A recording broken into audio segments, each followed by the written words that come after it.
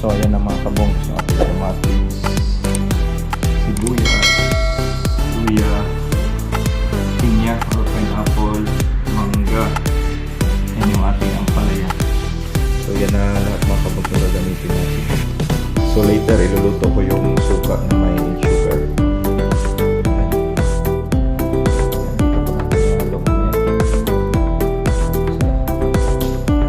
A few inches later.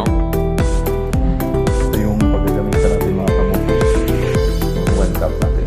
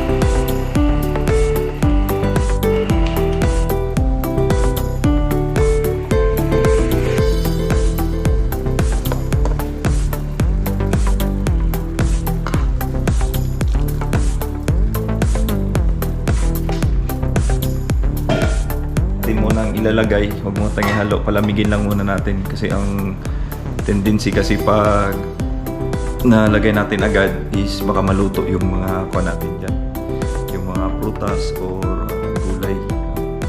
Maganda yung fresh talaga din siya malagay, so palamigin lang natin muna mga kabongs. A few moments later.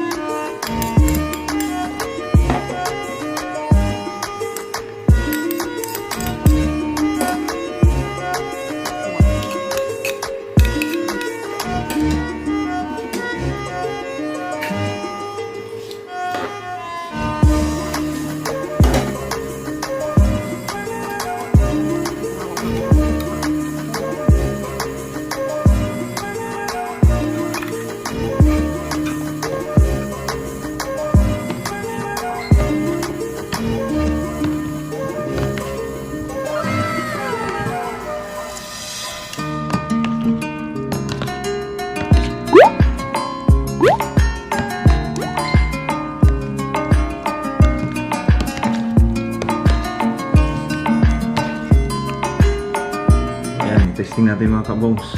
Tikman natin. Sarap.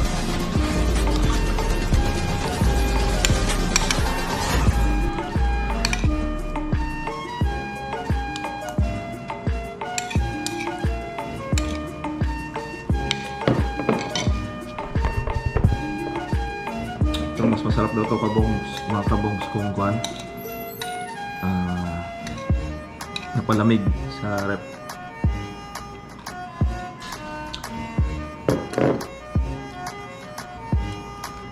Thank you. So ayan mga kabongs, no, kita nyo naman pinakasimpleng proseso na paggawa ng salad, yung fruits and vegetable salad natin. So mura-mura lang mga kabongs yung halaga nun, kayang-kaya natin, tapos healthy pa talaga.